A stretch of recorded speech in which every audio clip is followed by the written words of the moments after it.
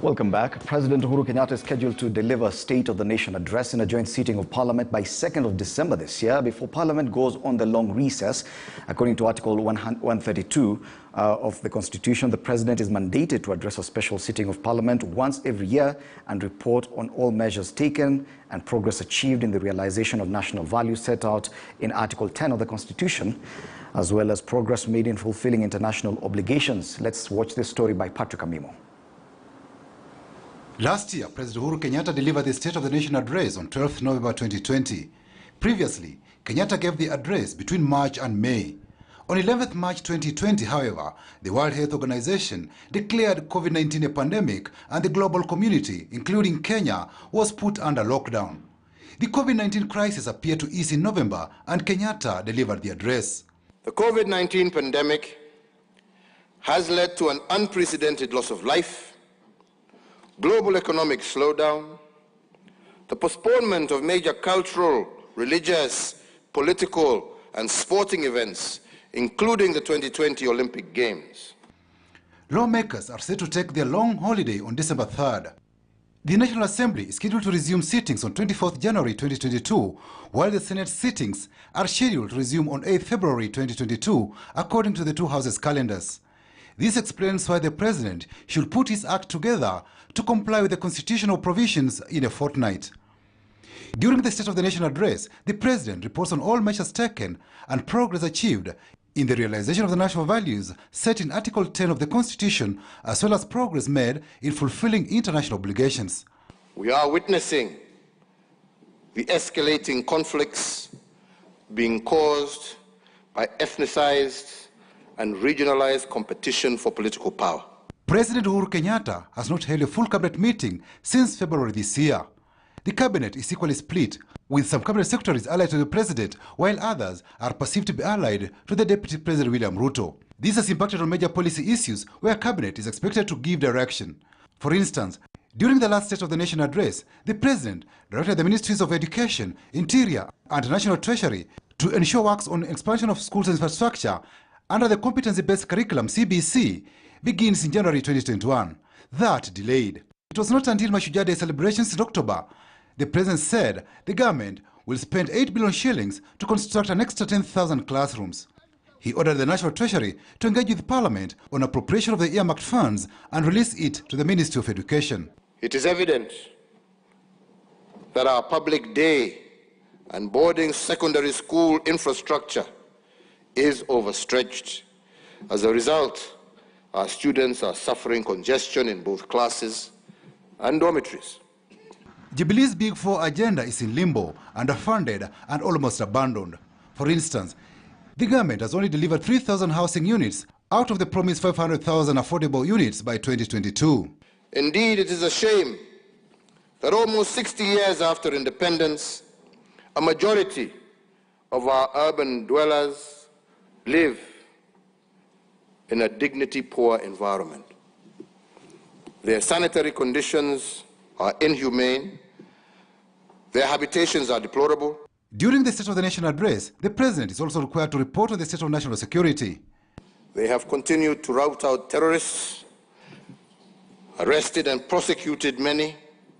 Their plots are detected and disrupted before they can cause serious harm to more innocent Kenyans. Patrick Amimo, KTN News.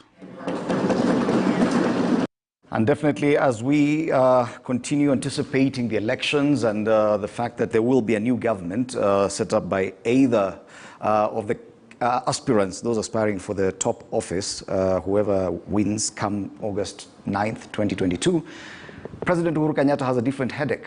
He's coming to the end of his second term as president. This is a huge thing. Definitely for any president.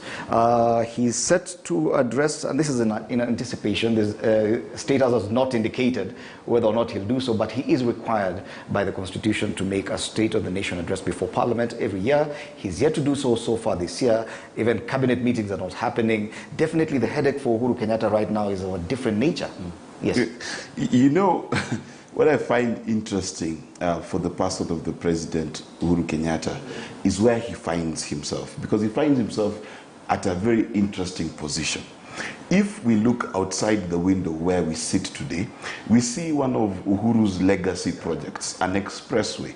If you go across the country, you'll find a dam, you'll find railway stations being refurbished, you will find NMS doing what NMS does, you will find hospitals in the slums, you will find roads being built in the slums, water projects, and all of these things that traditionally would make a president who is looking at his sunset years very comfortable. Unfortunately for him, he is the president who's tasked with handling COVID recovery. It came, found him in office. It's now almost in the back burner, but he's responsible for that recovery.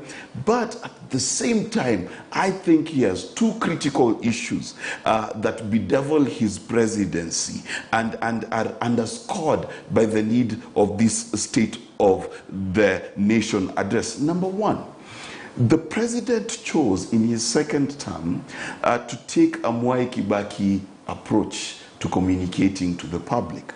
Mwai Kibaki came in and changed the phenomenon where news used to start with 15 minutes of what a president is doing to 0. Now, Mwai Kibaki lived at a time where there was no social media. If you took, if your phone had a camera, you were among the richest people in the country, and therefore Mwai Kibaki sailed through well.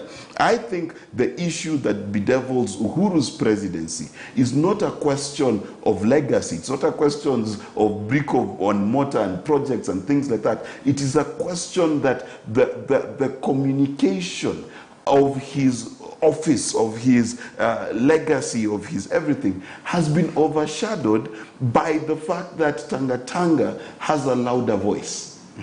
Okay? Tanga Tanga's narrative, for example, that the Big Four is dead, is said more loudly than the Big Four projects are lauded. Now, in as much as Uhuru Kenyatta has done, moved the needle by a very big margin in terms of measuring the goals of the Big Four, the story is not there. And therefore, the issue of his last national address, in my view, has got to address what the Kenyan feels, not just what he has done.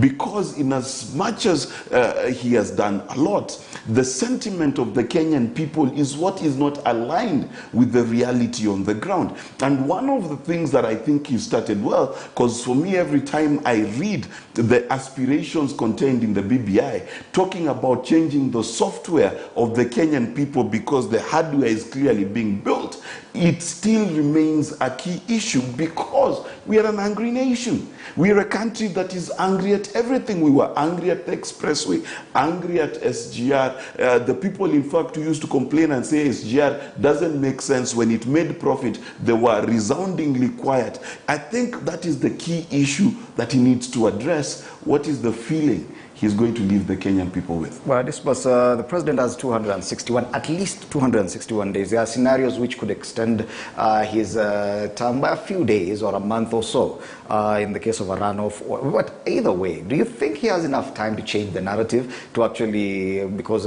Mark says it's an issue of communication, do you think he has the opportunity, because this is probably, if at all he makes the address before 2nd December, it could be his second last address, because next year he still has an opportunity to make another address before Parliament. Do you think he has enough time to actually communicate? Because I believe for him, it's now an issue of legacy. Will I go out without people knowing exactly what I did?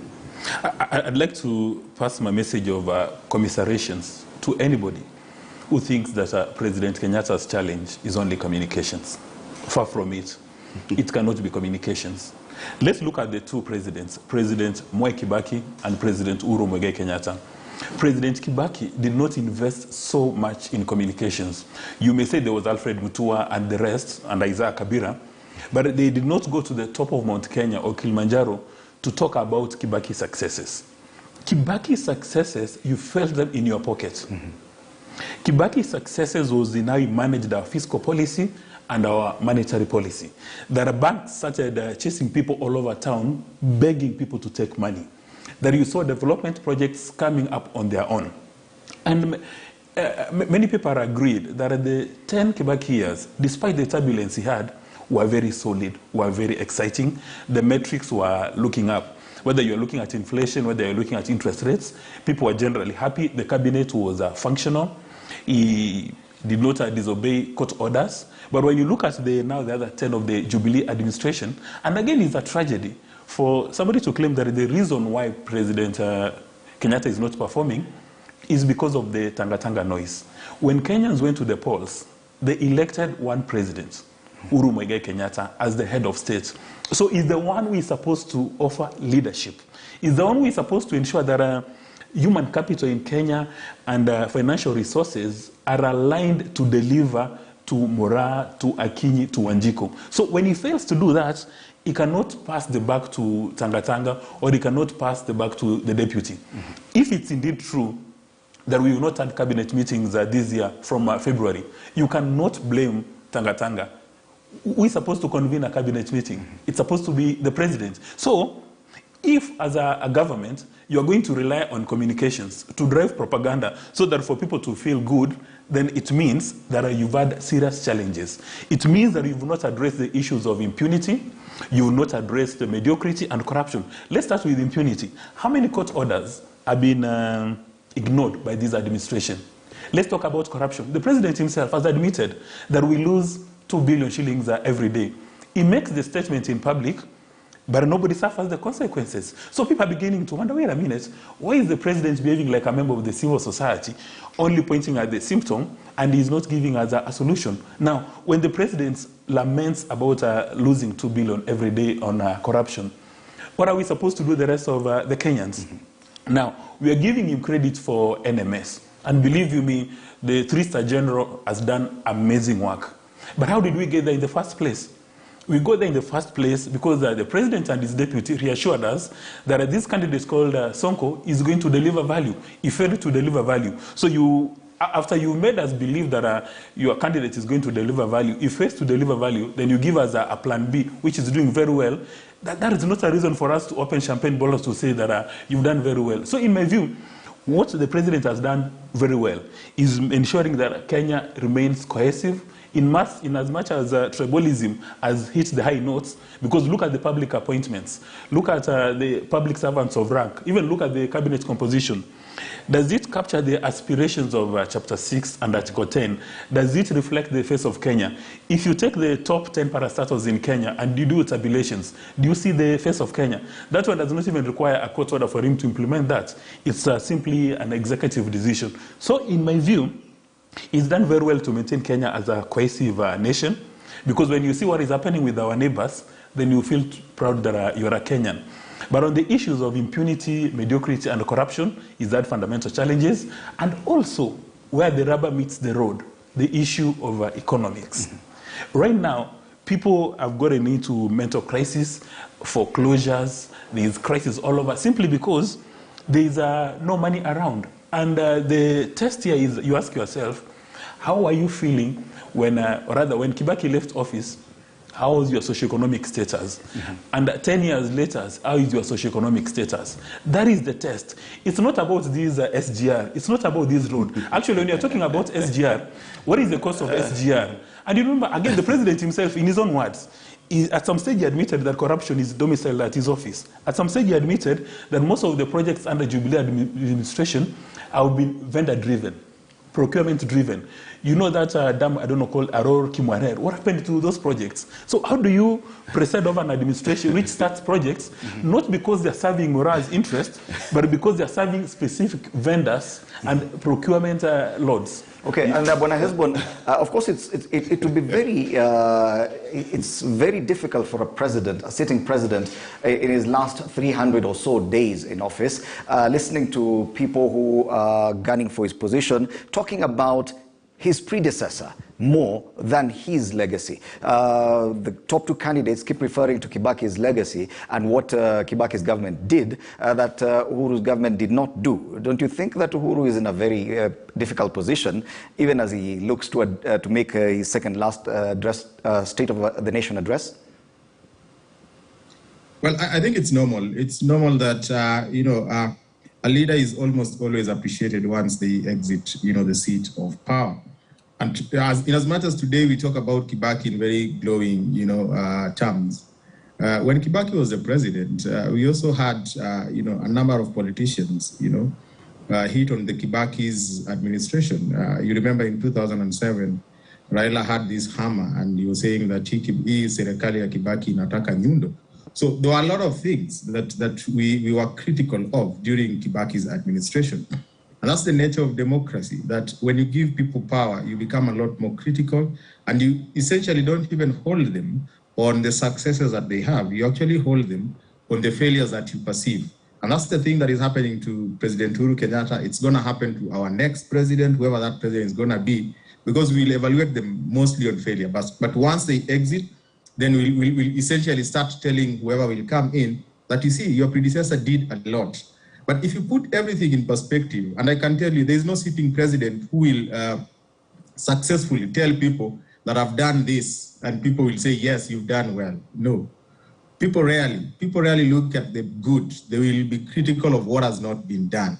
But the moment you exit, it becomes easy. But today, if you just situate everything, within context, despite the COVID-19 pandemic and the ravages that it has had on our economy and our social fabric, there are things that if President Uhuru Kenyatta's team will lay on the table, I think Kenyans will move away from speaking about what Kibaki did. And of course, credit to what Kibaki did also goes to Raila Odinga, because he was part of that grand coalition government. And of course, President Uhuru Kenyatta was the Minister for Finance and a Deputy Prime Minister. So they also, have some credit from that government. But look at what has happened today.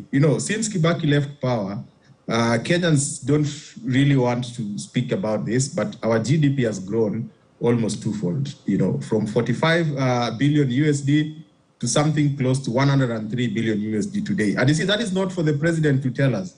There are credible institutions that have that data, and one of them is the World Bank. Now, number two, we credit Kibaki for grand infrastructural development, and he did quite a lot.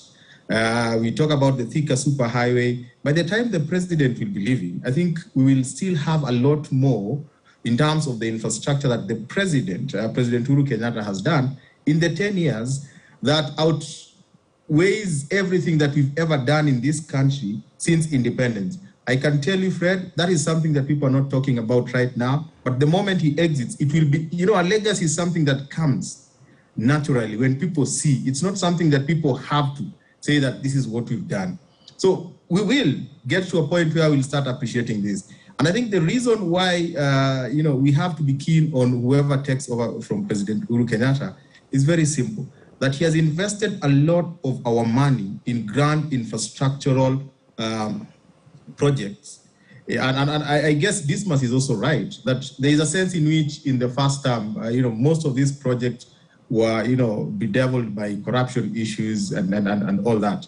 And of course, the blame does not go to one person. I think the blame goes to the system that we have that allow people to crop into public interest projects and embezzle public funds. And I think even in the second term, the fight against corruption is something that is born out of the realization that we've had a system that has lent itself to corruption. And that is part of the legacy that people will not talk about, but will come to the fore.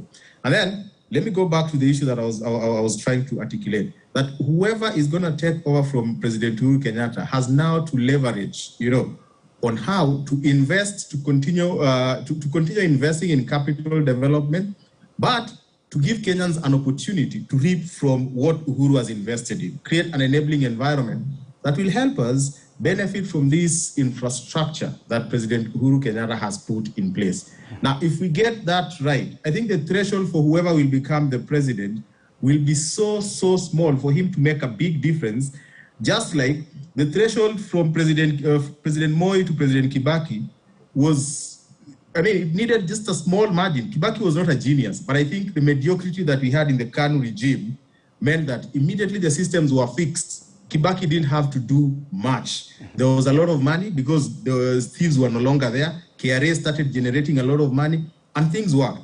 It's the same thing that will happen.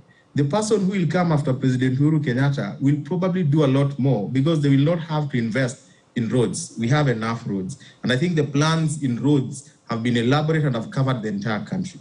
Now we have enough grand infrastructure that covers almost the entire country. You look at the lake region, you look at the coastal region, you look at the agricultural regions in Mount Kenya, going into the north and the south rift.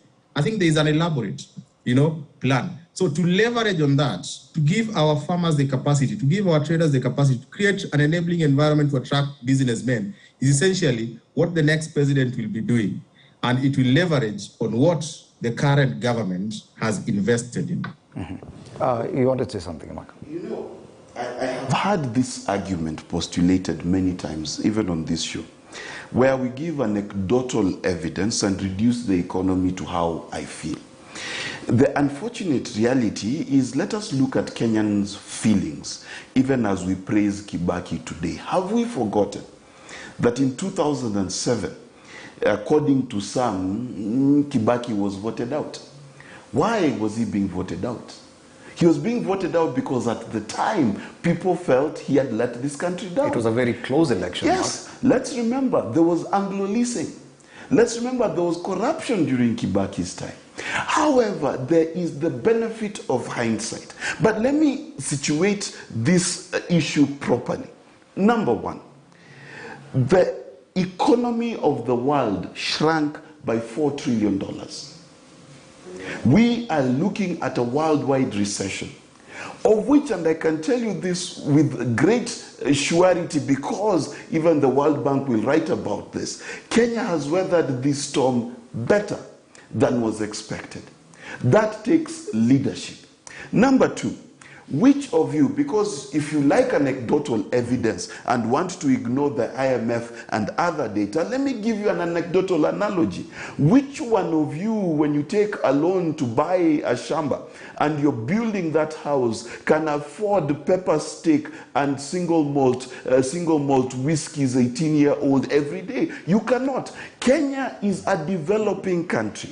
At some point, we had to go through the growing pains, the birth pains of birthing another port in Lamu, of birthing the SGR, of birthing all of these projects. And yes, I agree, some of them have been seriously tainted with corruption, no doubt. But are we on the right track in terms of putting the proper wind power, the proper solar power, the proper roads and infrastructure to get where we're going? Yes, we are. Now, the question we must ask ourselves then is, have we done enough to do two things? Number one, to ring fence our country against corruption. We have tried. Asset recovery has done more in the last 5 years than has happened in the history of our country. But are we there yet? No. What do we need to do? The issue of fighting corruption is not just a presidential issue. It is a societal issue.